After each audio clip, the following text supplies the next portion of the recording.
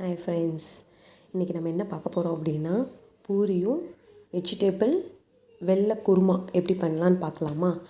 First ஒரு பவுலில் வந்து சால்ட் உப்பு போட்டுக்கோங்க. சால்ட் உப்பு போட்டு வேணுங்கிற அளவுக்கு ஃபஸ்ட்டு கொஞ்சமாக வந்து தண்ணி வந்து நம்ம ஆட் பண்ணிக்கலாம். எடுத்த உடனே நிறைய ஆட் பண்ண வேண்டாம். ஸோ அந்த உப்பு வந்து நல்லா கரையட்டும். நான் எடுத்துக்கிறது வந்து ஆஷிர்வாத் ஆட்டா.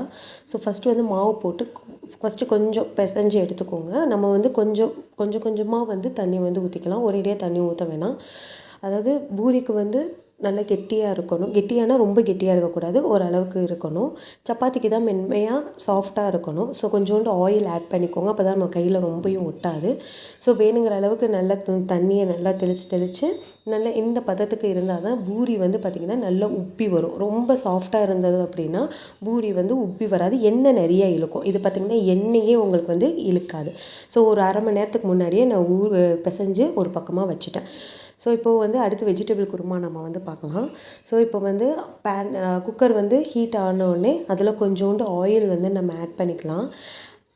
நல்லா வந்து ஆயில் வந்து நல்லா ஹீட் ஆன உடனே கொஞ்சோண்டு கடுகு ஒரு 1/4 ஸ்பூன் வந்து அதில் நம்ம வந்து போட்டுக்கலாம். போட்டு அது வந்து நல்லா பொரியட்டும். பொரிஞ்ச உடனே பார்த்திங்கன்னா நான் கொஞ்சம் சோம்பு எடுத்திருக்கேன். ஸோ சோம்பும் பார்த்திங்கன்னா கொஞ்சம் நல்லா பொரியட்டும். பொரிஞ்ச உடனே நம்ம கருவேப்பிலை அதில் ஆட் பண்ணிக்கலாம். ஸோ கருவேப்பிலை நல்லா கொஞ்சம் லைட்டாக பொன்னிறமாக ஆனோடனே இஞ்சி பூண்டு பேஸ்ட்டு அதில் போட்டு நல்லா கொஞ்சம் ஃப்ரை ஆகட்டும். இஞ்சி பூண்டு வாடை வந்து போனால் தான் அந்த டேஸ்ட் வந்து நல்லா இருக்கும். அரோமா வந்து நல்லா கிடைக்கும் நம்மளுக்கும். இப்போ பார்த்திங்கன்னா எல்லா ஸ்பைசஸும் வந்து ஆட் பண்ணியிருக்கேன். அதாவது பிரியாணிக்கு சேர்க்குற ஸ்பைசஸை தான். ஸோ அந்த ஸ்பைசஸ் வந்து நல்லா வந்துட்டு கொஞ்சம் ஃப்ரை ஆகட்டும். நல்லா அந்த ஸ்மெல் வர்ற வரைக்கும் வந்து பார்த்திங்கன்னா கொஞ்சம் அடுப்பில் லோ ஃப்ளேமில் வந்து இருக்கட்டும். அப்புறம் பார்த்திங்கன்னா நான் பொடியாக நறுக்கின பெரிய வெங்காயம், தக்காளி ரெண்டுமே வந்து ஒன்று தாங்க நான் எடுத்திருக்கேன். நிறையா வந்து தக்காளி போட்டுறது அப்படின்னா ரொம்ப புளிப்பாயிடும். ஸோ ரெண்டையும் வந்து ஒன்று அளவுக்கு தான் நான் வந்து எடுத்திருக்கேன்.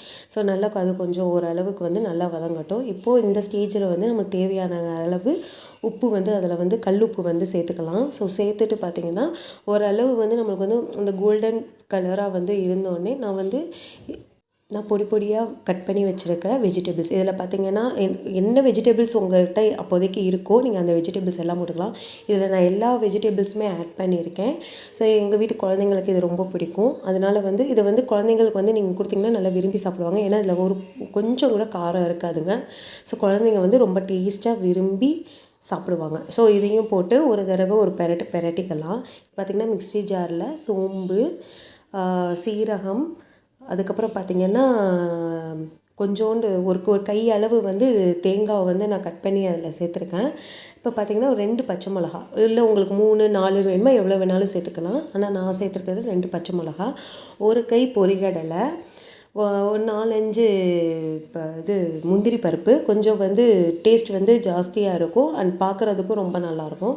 ஸோ ஒரு 1/4 ஸ்பூன் வந்து கசகசா வந்து சேர்த்துருக்கேன். கசகசா சேர்க்குறனால வந்து டேஸ்ட் இன்னும் ஜாஸ்தியாக கொடுக்கும். ஸோ அது நல்லா ஃபைன் பேஸ்ட்டாக அரைச்சிட்டு நீங்கள் அந்த வெஜிடபிள்ஸ் இதோடு வந்து அதில் வந்து சேர்த்துக்கலாம். உங்களுக்கு வேணுங்கிற அளவு தண்ணி வந்து ஆட் பண்ணிக்கலாம். நாங்கள் கொஞ்சம் லிக்விடாக தாங்க எல்லாமே கொஞ்சம் லிக்விடாக தான் எங்களுக்கு பிடிக்கும். கொஞ்சம் கெட்டியாக இருந்தால் பிடிக்காது.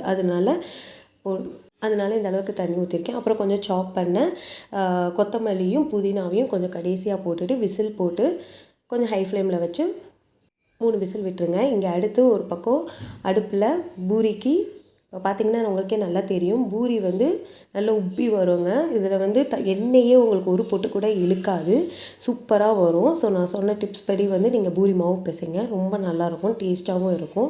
இந்த பக்கம் விசில் போயிடுச்சுங்க. விசில் போன உடனே விசில் இறங்கின உடனே திறந்து பார்த்திங்கன்னா அப்படி ஸ்மெல்லே வீடே கம்மன்னு இருக்குங்க. ஸோ டேஸ்ட்டும் பார்த்திங்கன்னா ரொம்ப அல்டிமேட்டாக இருக்கும். ஸோ நீங்கள் அதை வந்து ஒரு தடவையாவது குழந்தைங்களுக்கு ட்ரை பண்ணி பாருங்கள். நீங்களும் ட்ரை பண்ணிவிட்டு எனக்கு கமெண்ட் பண்ணுங்கள் எப்படி இருந்தது அப்படின்னு. இதாங்க என்னோட ஃபைனல் அவுட்புட். ஸோ பார்த்திங்கன்னா தெரியும் பூரி வந்து நல்லா உப்பி இருக்குது. ஒரு தடவை ட்ரை பண்ணி பாருங்கள். அண்ட் தேங்க்ஸ் ஃபார் வாட்சிங் அவர் வீடியோஸ் அண்ட் ஃபாலோ பண்ணுங்கள். பை.